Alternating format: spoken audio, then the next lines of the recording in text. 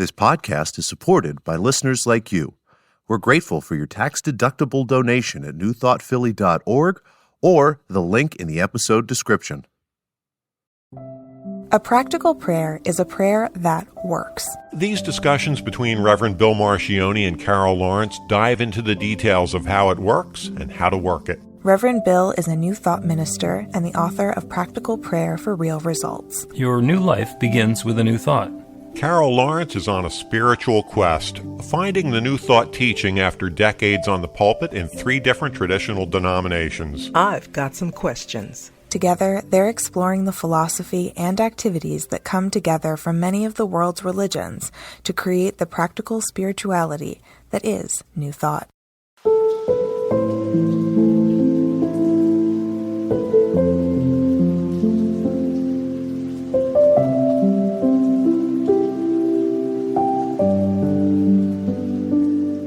Welcome to the Practical Prayer Podcast. I'm Carol, here with Reverend Dr. Bill Marchioni. We've got another episode of the Practical Prayer Podcast. Very much looking forward to this. Hi, back to you. And you sometimes come up with a one-word topic, and I think I know what you mean, but then my mind starts to figure out other things that same topic could mean. Okay. Because my mind is a troublemaker. I'm leaving that alone. So it's true. I want to talk about... maybe we'll do an episode on that, your troublemaking mind. Okay, so I wanted... the word is awakening. Yes. And so I want to pose it as a question for this reason, because I want to hear what you have to say. I have some thoughts, I'll share them, of course, and some feelings, but I don't want to get off on what I've been feeling about it. I want to hear exactly from you. Okay, so phrase the question. Fair enough? I'll even jot it down here. Yep, works for me. Okay. What is awakening? For example, when a person says, I am awakened, or people are, they use even put it in tense, they're woke. What are they saying? To me, and awakening is one of those terms that in a spiritual context is a little bit like enlightened, and there's enlightenment and becoming enlightened. And then there's somebody who claims that they're done and that they are completely enlightened. Those are the scary people. Mm-hmm. The people, similarly, who say that they are completely awakened are also kind of scary. That doesn't happen quite as much because it's all about the process.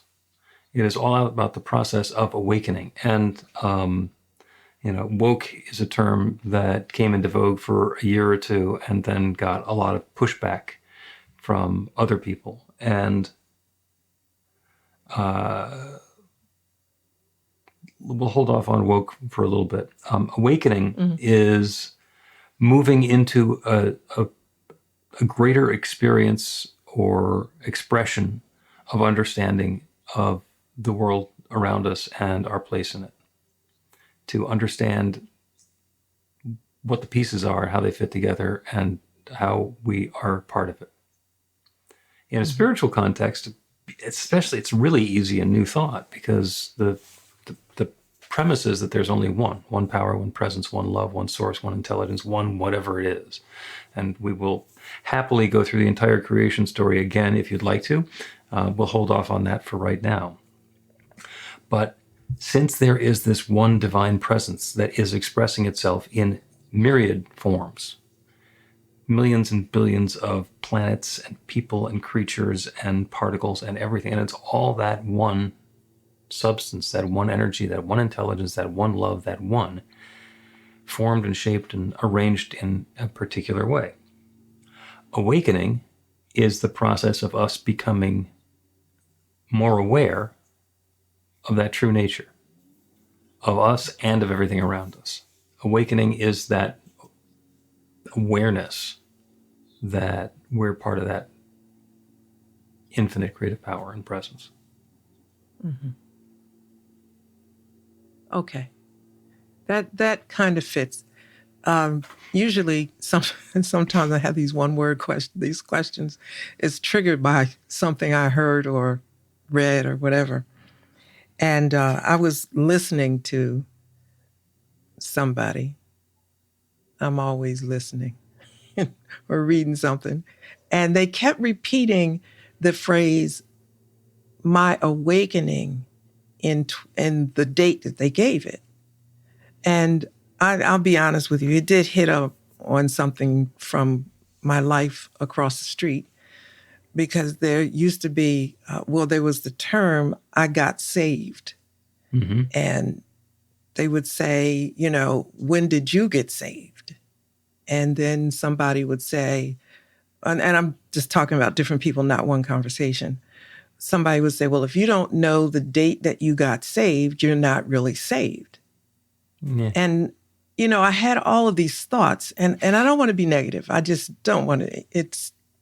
Anyway, when this person said, when I awakened, or I had my awakening in 20, whatever it was, I kept thinking, like, how do you know when you had this awakening? To me, it's a process of something happening and unfolding all the time.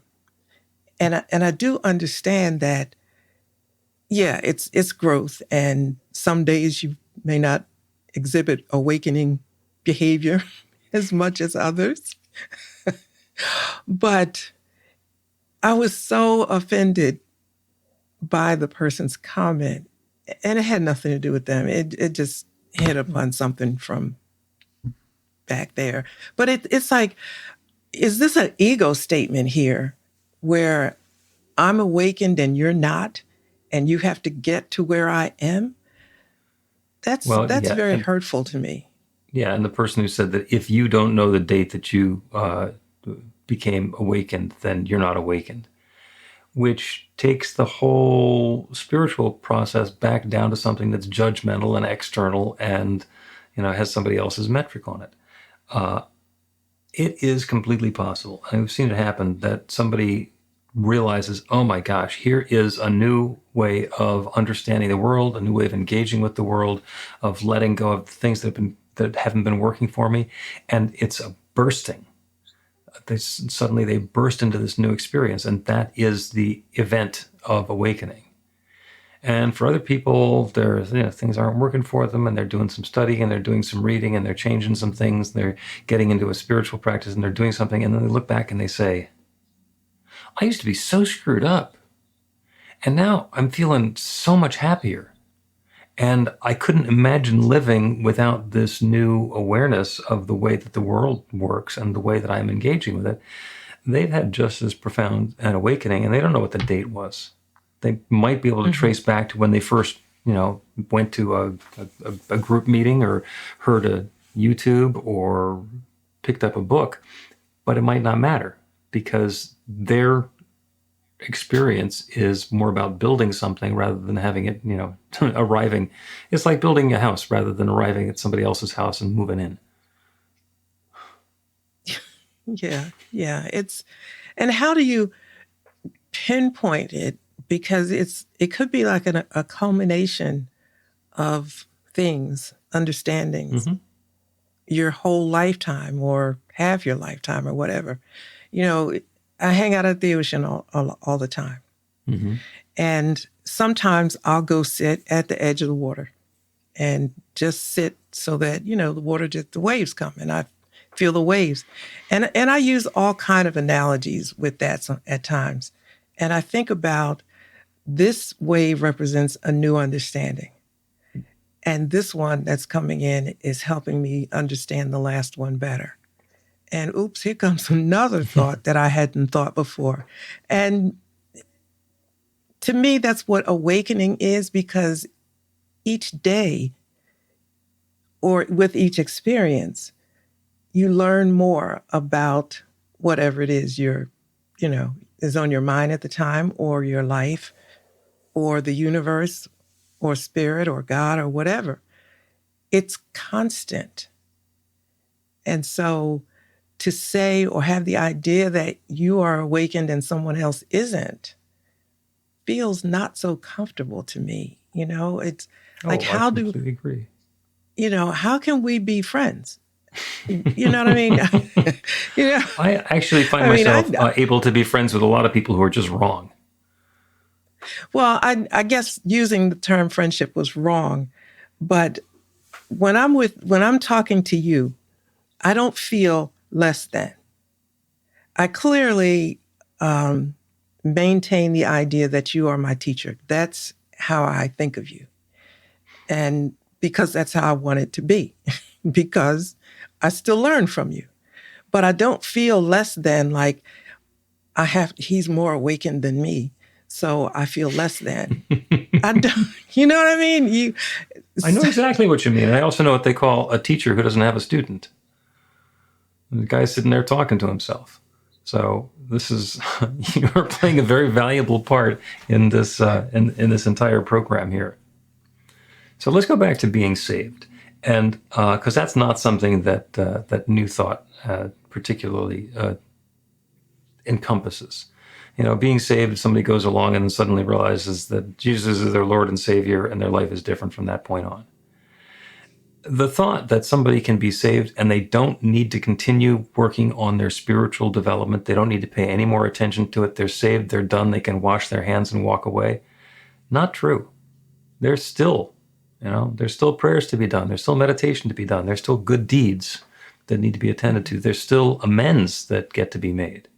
So if somebody's proudly saying they know what the date is, wonderful. I have a lot of friends who are in recovery for drugs or alcohol or whatever their addictions happen to be. And they know what their sobriety date is. They know that this is the first day that I intentionally was not using. And some of them have several sobriety days because the first one didn't work and the second one didn't work either. And then they went back to it.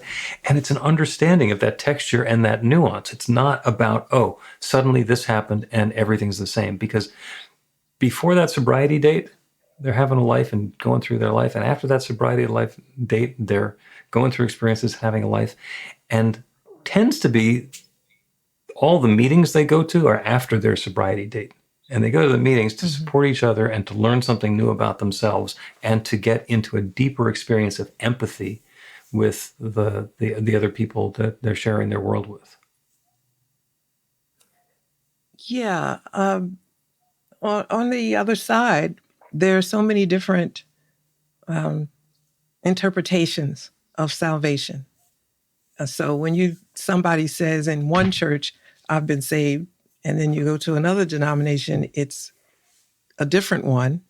And then when you talked about, you can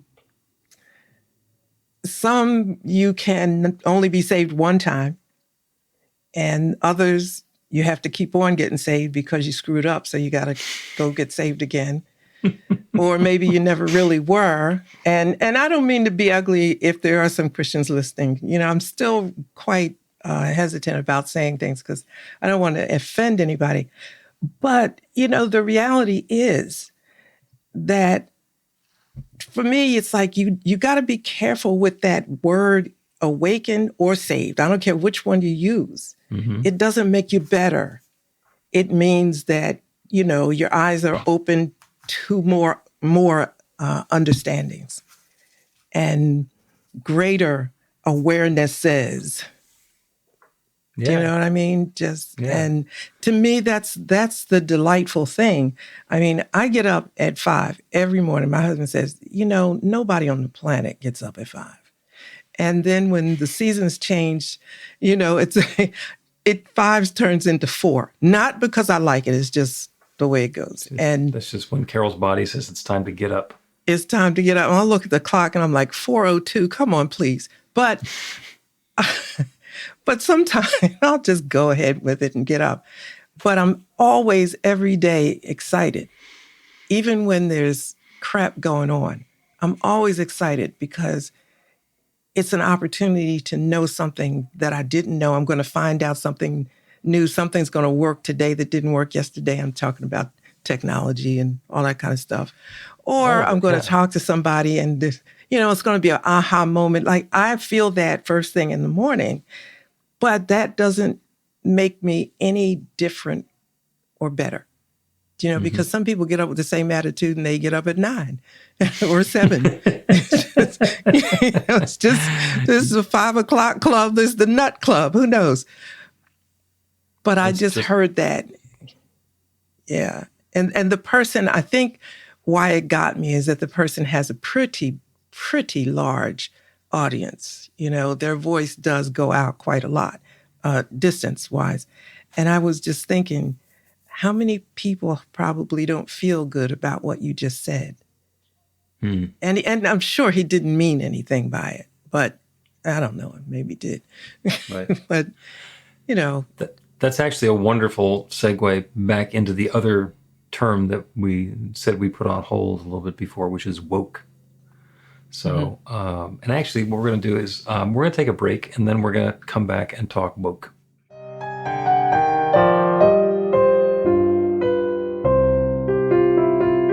It's Reverend Bill letting you know that the Practical Prayer for Real Results class is now available on demand. That's right, you can take it at your own pace, anytime you want. All of the information is at bethelight.com. That's b-the-light.com. You know where to find that stuff. The class is 5 lessons, broken down into 18 modules, and you can take them at whatever pace is comfortable for you. As you work through the process, it starts out with the theory, goes into the practice, there are experiential activities and exercises, and at the end of the program, you will wind up with an understanding of how practical prayer works, and a practical prayer for yourself that will work to create transformation in your life. And as you know, it works for everything. Take a look at the class online at bethelight.com. There's a sample lesson so you can see how the class is going to work for you and then dive in. The great news is it's on sale now. You can register and save $20 off of the regular price. I'm looking forward to seeing you in class.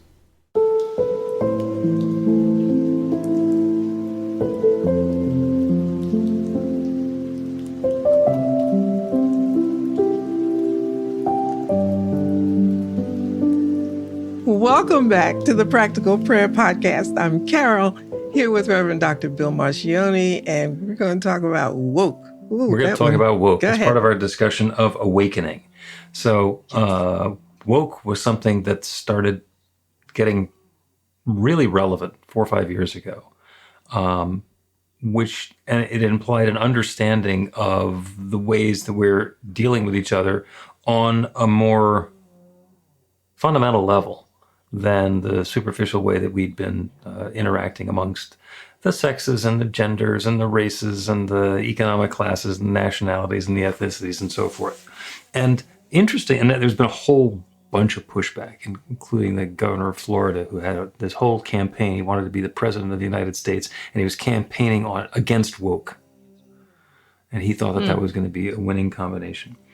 The synonym for woke, the word that means the same as woke, is empathetic. When we are woke, we are understanding somebody else's perspective. We are able to walk a mile in their shoes. We are able to understand where they're coming from.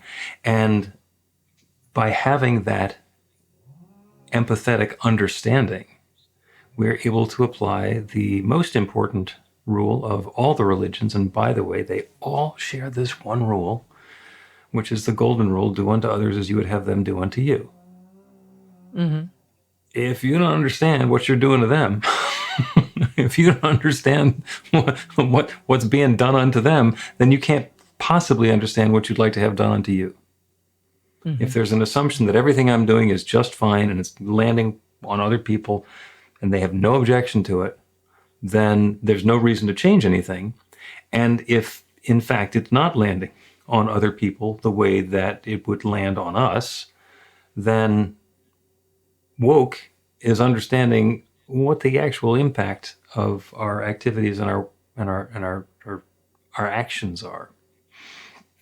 Awakening is a spiritual context of waking up to the bigger picture, understanding what's going on. And woke is mostly about other people and the groups of people. Awakening is an even broader understanding of our involvement and participation and partnership with that infinite creative power. But they're both aspects of the same thing. Mm-hmm. Mm-hmm. So Yeah, you can't say woke is the past tense of being awakened because it's a No, little bit more when you they're talked different. about it. They're different. Yeah. But if somebody has an anti-woke campaign, if you can manage to change the subject, so what they're doing is having an anti-empathy campaign.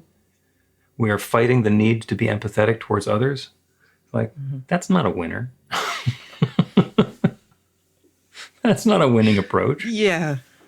Yeah. That's a whole nother street to go down because, there's the idea that if you pretend that there is nothing different, then everything disappears. And that's painting with a broad brush. But that is a part of our awakening, is understanding that piece as well. That we're one, of course, but there are differences in. I have a friend who is from the South, and she's maybe about almost 10 years older than I am. So she's had a whole lot of different life experiences living in the South as opposed to me, who's, I'm Philly. I'm a Philly girl. So, and if a person doesn't understand her experience, they say things to offend her. And it's important, I think, to kind of take a minute to understand who you're talking to. It's not that big a deal. You know what I mean? It's not that big a deal to understand that this doesn't work. I can't say this across the board. So, do I ever trip up? You bet. But I usually will say ahead of time, look, I might make a mistake, but trust me, it's a mistake, right? Because I'm used to thinking and I'm talking quicker, and forgive me, and I will stop and correct it. It doesn't reflect any negativity that's in my heart for you. But I think that's enough to say that I'm at least being empathetic about the possibility of my offending you. But if you don't consider it at all, you'll just talk willy-nilly and doesn't really matter what you say. To you, Yeah. So now I find myself a choice. I could either like do the Reverend Bill, oh yes, I am agreeing with you, and we're going to talk down to the problem that exists out there, or I could be real personal about this and own it myself. And awakening for me, because as you know, when I first moved to Philadelphia in 1984, it was to be on a radio morning show, and I had been doing radio morning shows for 3 or 4 years before that, and it was zany comedy. And I got to say at the beginning, it was very funny. We were very, very funny. I was so arrogant and so judgmental, and yes, so racist in some of the stuff that we were saying on the air. And it was perfectly acceptable in the 80s to do that. And it was really, really funny. And my job was to make fun of people. And I was very good at it. And a few years later, that's probably, within 4 or 5 years, I was starting to do some work on myself. And my awakening was I realized that I couldn't do that. I could not do slash and burn humor anymore. I couldn't make myself be funny at the expense of other people. That was maybe my woke moment. That was part of my awakening. And I was terrified because I thought, I'm not going to be funny anymore. That was terrifying. Oh my goodness. And it turns out I can still be funny. And there are ways to be funny that are not at other people's expense. And so that whole transformation has been ongoing. And there are still times when somebody says something and I have that observation, that wicked, funny, insightful, this is hysterical, that could turn into a really good punchline. And I don't say it because it's got too much harm in it as well. It's not worth the joke. As far as I'm concerned, that's being woke. I mean, it'd be nice if those things never occurred to me, but sometimes they're funny and they're not offensive, in which case I'm glad that they occurred to me. So I'll let myself do the filtering after those thoughts show up. So, and it's a process. It's a process. It's been quite a while since I've really made a complete fool of myself doing that, but less and less often. I like the word process that you used, Yeah. because it is ongoing. And it made me think of a term that I used recently that, oh my goodness, I certainly absolutely meant no harm. And when I used the term, I caught it as soon as I said it. And I could not, I didn't know whether it was a bad term or not. It's just that I didn't want to, I really didn't. I don't know to this day whether it was, because I don't know who to ask. Because I don't want to offend it. I don't want to offend anybody by asking. So I thought, okay, just don't say that. And I really went through this thing like, where did that come from? It didn't come from a mean place. It actually came from a place where I was saying something and didn't want to say it in an offensive way. So this I thought was an alternative.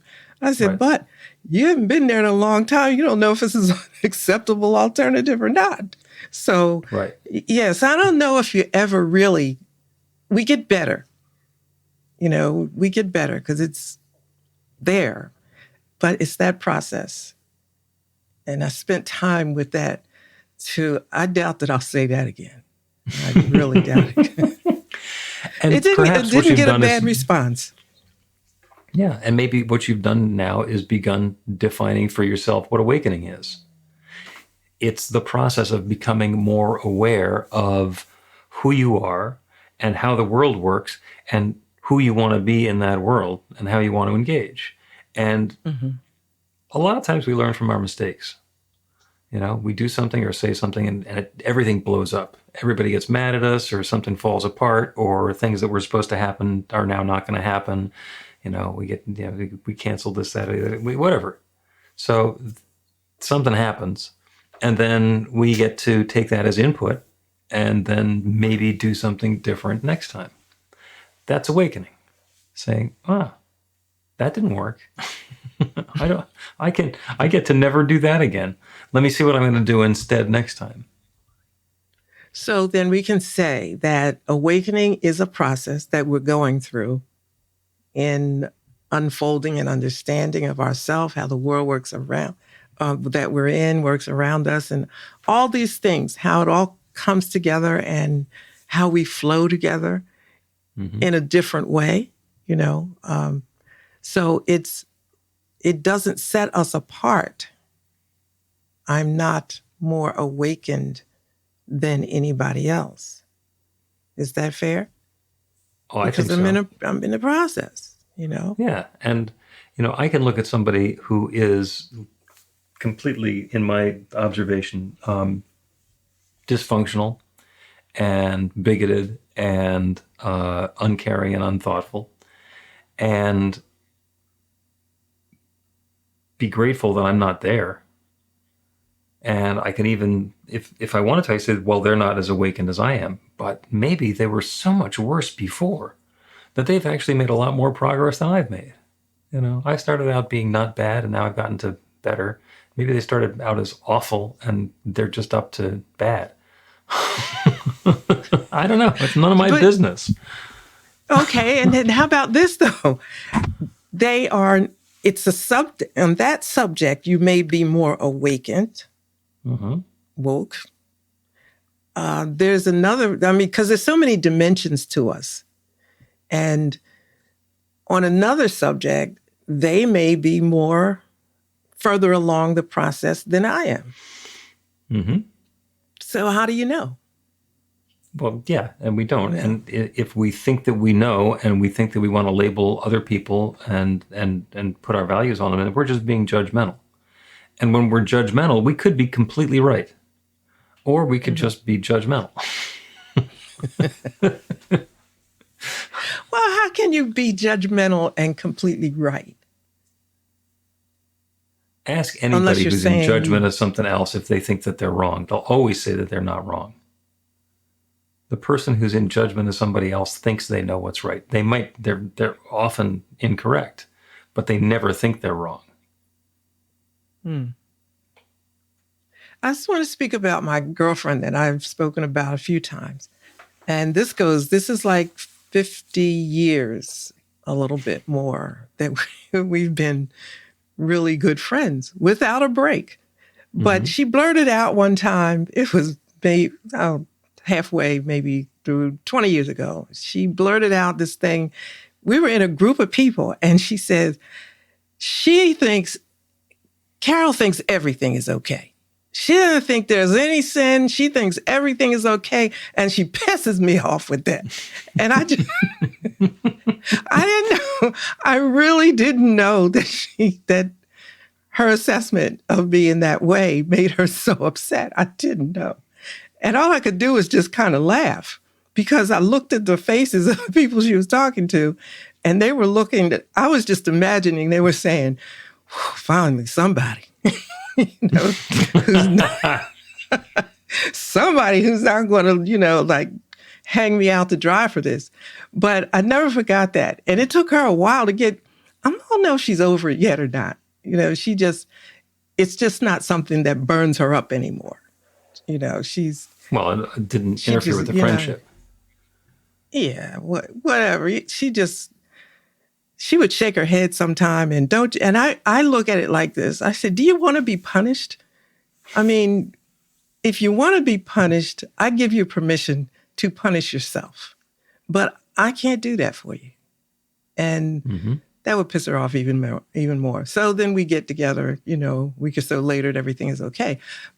But to me, that's how you look at people arrive at different levels of acceptance. I don't like the word tolerance. I don't like that. It sounds to me like tolerance is when you're looking down on something and you still let it happen. Yeah. So you just look at it and say, okay, that's a different way of looking at it. Maybe I'll understand it. Maybe I won't, but you're still cool.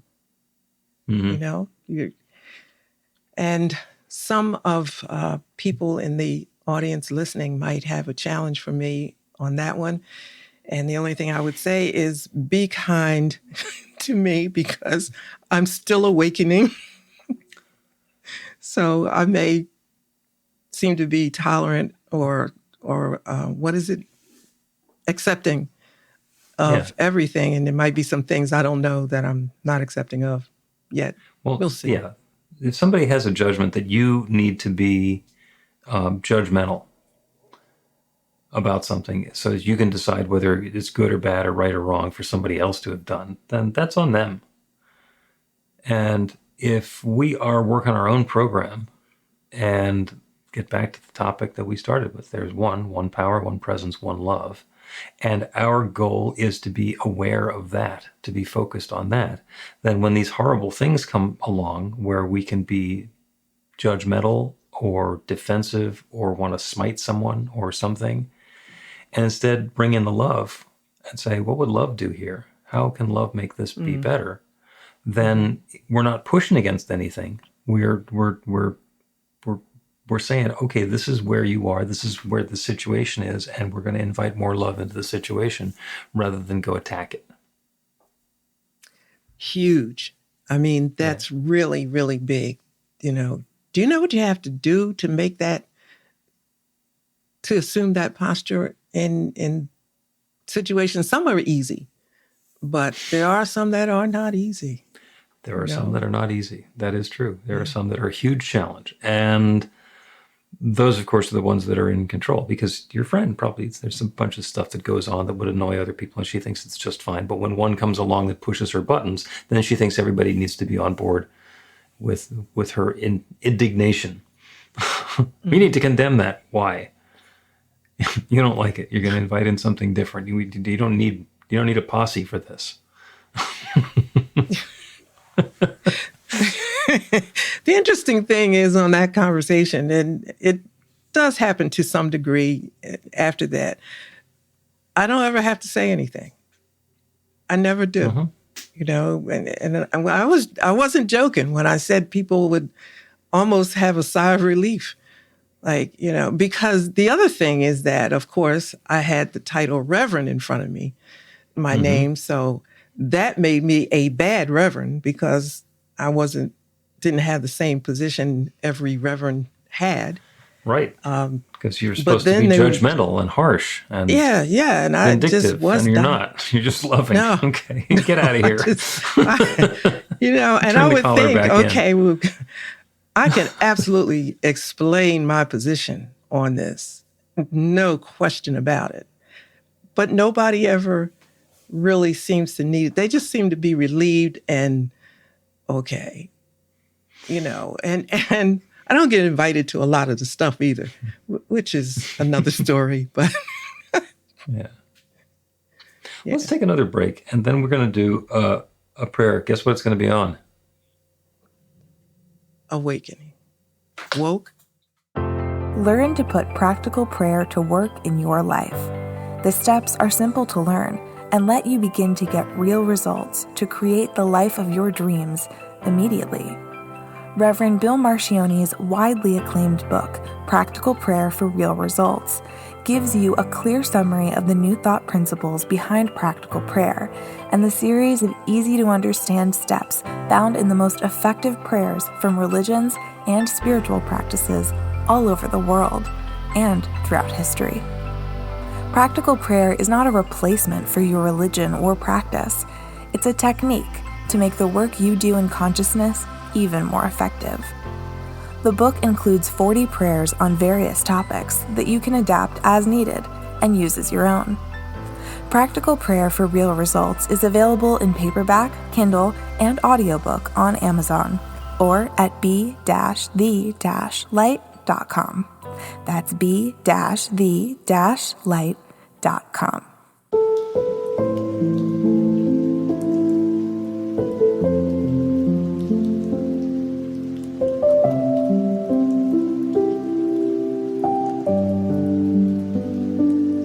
Welcome back to the Practical Prayer Podcast. I'm Carol, here with Reverend Dr. Bill Marcione.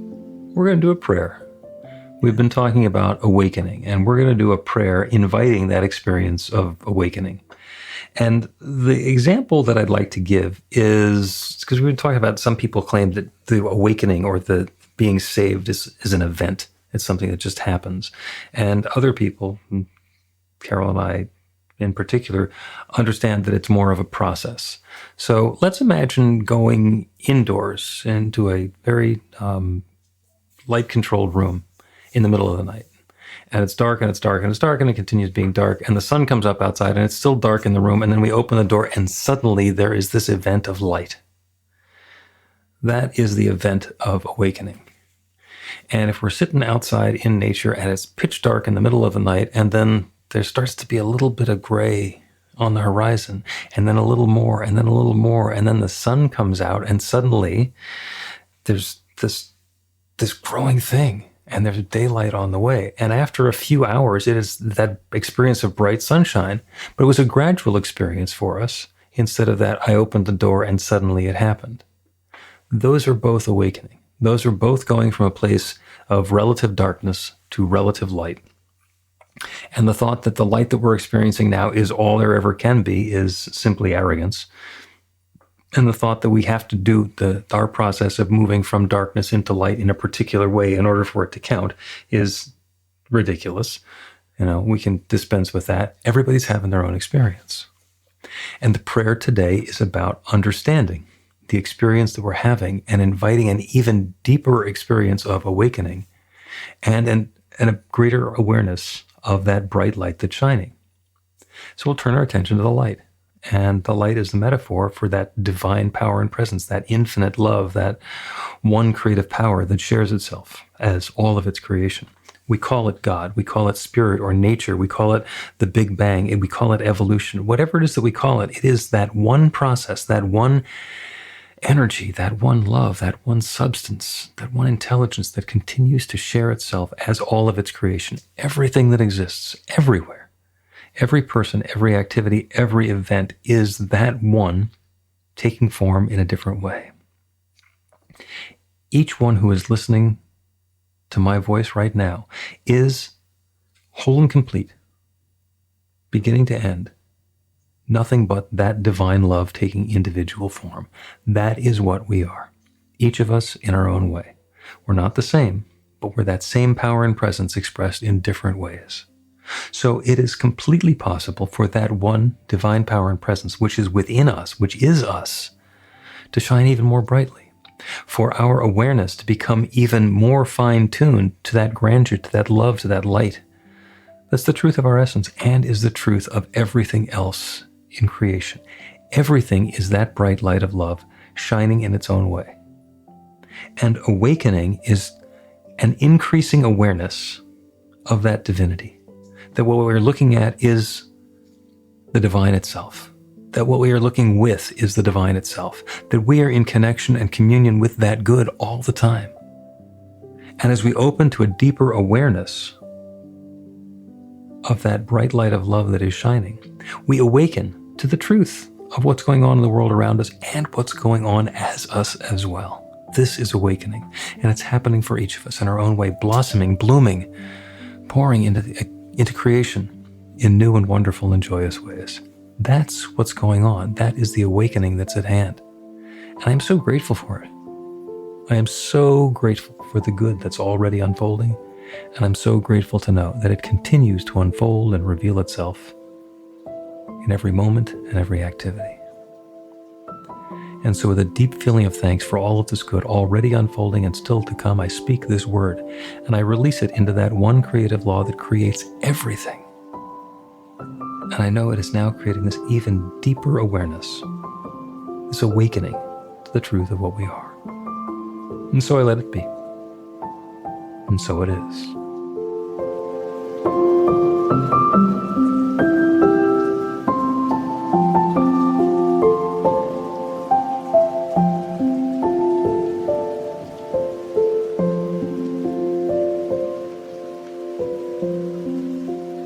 The Practical Prayer Podcast with Reverend Bill Marcioni and Carol Lawrence is a production of BeTheLight.com. be-the-light.com. Where you can find more information about practical prayer for real results. Our theme is by Music of Wisdom. You can learn about the spiritual community of New Thought Philadelphia with daily guided meditations, Weekly celebrations of spirit, and Reverend Bill's classes in practical spirituality at newthoughtphilly.org.